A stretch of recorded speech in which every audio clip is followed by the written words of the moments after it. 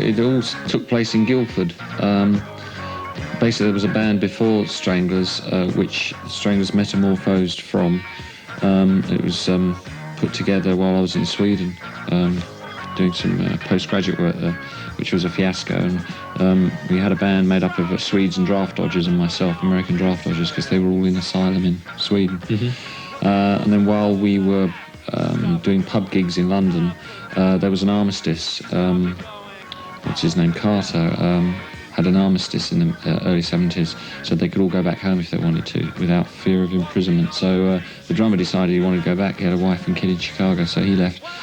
We got together with Jet, met Jet through an advert in the paper, and we all moved down to Guildford. And then the singer was American, and the bass player, who was Swedish, they both got disillusioned and left. And then John came in, so it was a very... And then we worked together for about 9 months, and then writing songs and just learning to play with each other. And then Dave was recruited. I was driving a van, not getting offered any work in economics, which was what I was trying to do, and using my van to go to karate. Right. When I picked up a hitchhiker who happened to be in the band that Hugh and Jet had formed with some American draft dodgers and Swedish guys. They were a rhythm and blues combo. They'd come over from Sweden seeking their fortune. I gave a lift to this guy. Was this one of the American guys? Yeah. I met Hugh and Jet as I dropped him off. Were you actually playing in any bands at that time then? No, I didn't play. I hated all that rock music stuff. Early 70s, yeah. So what were you... identify with it. So, but you were playing bass at that time? No, I played classical guitar. Oh. That's my first instrument. Right. And so, what picked up the bass for you? Because you literally joined the Stranglers? Well, I met Hugh that night and didn't see him for a few months, and then suddenly he turned up at this bedsit I had one night, really looking down. I hadn't seen him since. I don't know how he remembered the address, and he turned up, and I was just happened to be fiddling about with the guitar, and he told me about the demise of his latest group, which left him with only Jet. All the others had gone back to Sweden, and suddenly he realised I could play the guitar. He said, "Would you like to join my band? You've got a great haircut." Because I had shaved head then, you know, everyone had long hair in those days. I mean, I'd be taken for a cop. I'd go in to the pub with short hair and DMs and straight jeans, and everyone had flares, long hair and stuff. So I said, yeah, all right, I'll join your group, you know. And he gave me a Fender Precision, which I bought for 35 quid, and started playing bass. Yeah. Stranger from another planet, welcome to our home. Just strap on your guitar and we'll play some rock and roll. But my money's no good. Just get a grip on yourself. No one was familiar with our music. You'd be playing a dance somewhere in a working men's club or something, and they'd come up after about 4 or 5 numbers. You'd done Go Buddy Go Peaches and a couple of others that we had, and of our songs, and they'd come up and say, can't you play something we know, we can dance to?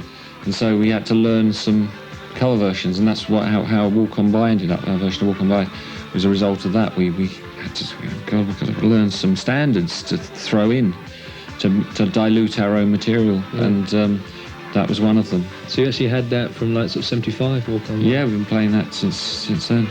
Really? Yeah. Did you actually relate to the sort of other bands that are around there, the Pistols and the Clash? Well, you used to see them all the time because they were doing the same gigs. Yeah. And hello, and all this, and Jet was a mine of information for. I remember the Pistols drummer. He used to come in our dressing room and say, "Jet, how do you do that triple diddle on that bit? How do you do that?" He was showing him how to do it. He was just learning, you know. Yeah. So there was a sort of everyone was a bit wary of everyone else, but there was recognition. When we first met the King's Road punks type things, we thought they were pretty wet. And we wanted to maintain some kind of aggressiveness. We were pretty uptight at the time, and being a few years older, I think our aggressiveness probably was more impressive than the aggressiveness of a spotty 15-year-old, you know. Tell you the truth. Yeah, you maintained a sort of independence from all of that sort of what was the scene, essentially. Yeah. Well, I don't know whether that was through choice or just because we were sort of ostracised because we had a synthesizer and a keyboard, which was heresy in that punky guitar days, and also a bit older and a bit more melodic and a bit more violent and not very fashionable. Whatever happened to Liam Trotsky? He got an ice pick that made his ears burn. Whatever happened to dear old Lenny, the Grey O'Meara, and Sancho Panza? Whatever happened to the heroes? To a certain extent, I hate hotels. You see, I can't stand them. It seems like every hotel I go to in the world, they're doing some building work right outside my window, and it just drives me mad. I mean, I can't believe how so many hotels.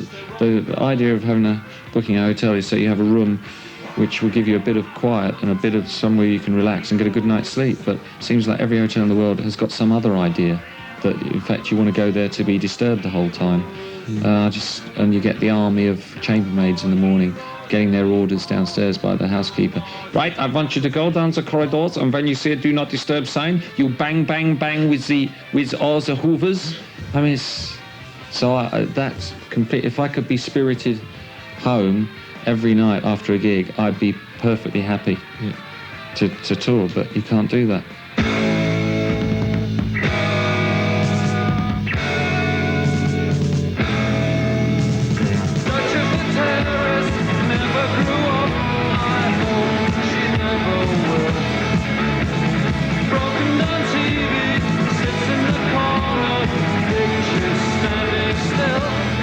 For some reason we brought out the worst in people's, in people, then I think you don't have much recourse to get things put right, or at least put your end of the argument.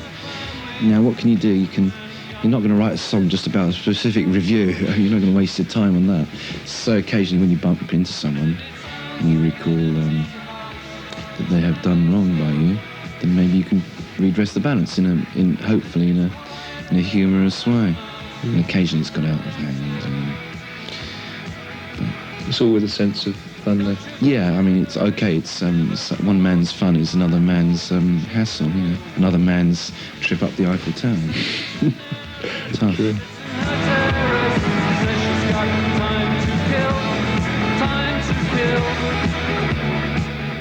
They're sort of thought about in the same terms as bands or musicians that were around when I was still at school, when I was 11 years. So that's very odd. That Who you think? Well, I'm talking about. When I was at school, it was Cream and Hendrix, and because we've been going for so long as the original lineup, we are now quoted in these terms of. I'm not saying that we're anything like those, but that generation, and we're not really of that generation because we didn't start until '74, which is 12 years later. So, but a lot of people tend to, I suppose, as time goes on, it all gets lumped together.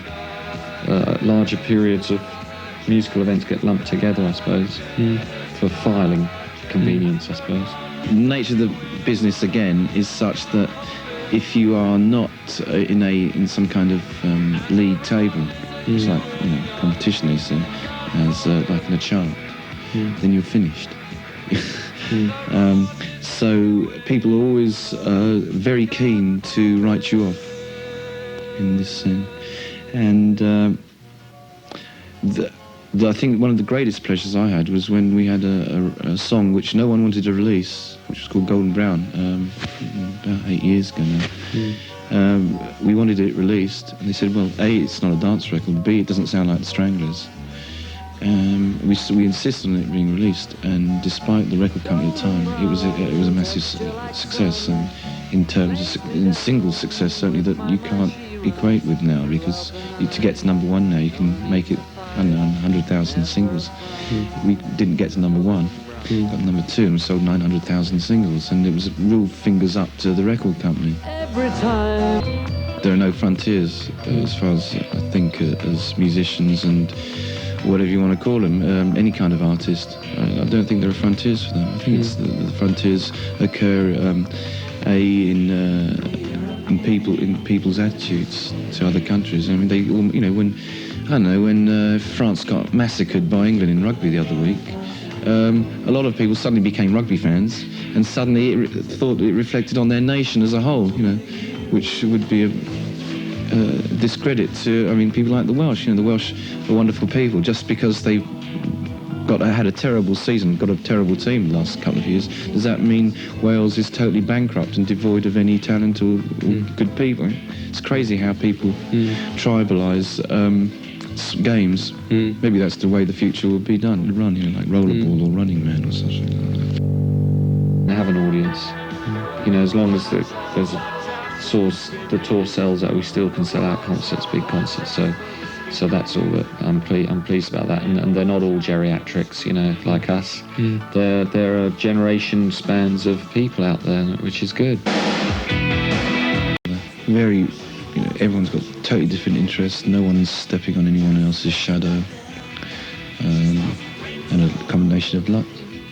Yeah, it must be a lot of luck involved. Well, we've had fights, but we haven't been exactly like a couple who living on top of each other 24. Oh, so excuse, living with each other 24 hours a day. We're very acceptable in English culture, British culture, but we're looked upon completely in the States. Hardly anyone knows us in America. The man in the street doesn't know us in America, whereas the man in the street here does. So it can be a bit confusing. You go to these different places in the world, and you're looked upon in completely different ways. In France, they think we're an intellectual band. It's ridiculous. Why do you think?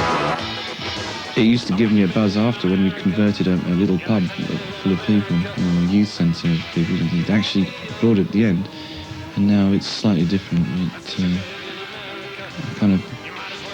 We don't play that much now. I think in order to preserve some kind of is that part of the thinking behind it? Really? Well, yeah, you can work. Otherwise, you can work yourself into a grave, into the ground, and then then the whole thing becomes like Spinal Tap. There are periods when people don't hear about us. We go off and do our own things. I like going off and doing my solo stuff, and so does John. And John does a lot of production, and so if you allow yourself space to do that, then you don't feel confined. Right. And TV adverts you've been doing as well? Not TV, cinema. 60s could have been the fourth single off this album, but it was decided that as we'd been out of the eye for so long, that it would be a good idea to start off with it. There's plenty of others. It's the only cover version on the album. It was an idea of producers to discussed it with us. She said, I've got this great song, no one's covered it, why don't you try it, it'd be perfect for you. And so we worked on it for about 15 minutes, and it just fell into place in 15 minutes. And when things happen that easily with us, we very much tend to think it's the right thing to do. A few more grey hairs, a few more wrinkles, maybe even a record or two together. Who knows, you'd be crazy to plan way ahead. Also, you might compromise, and start making career moves and all this kind of stuff. I really don't know. I've got too many things cooking at the moment. Musical things, or? Yeah, all sorts of things. I've got a whole stove going, all the rings are busy. Bubbling over? Yeah, well, no, not yet. Just coming to the ball. You get a taste, it ain't enough to eat your bill, you need stuff. You've been there, about to land, but is the ship just watching when falling? Yes, you're falling.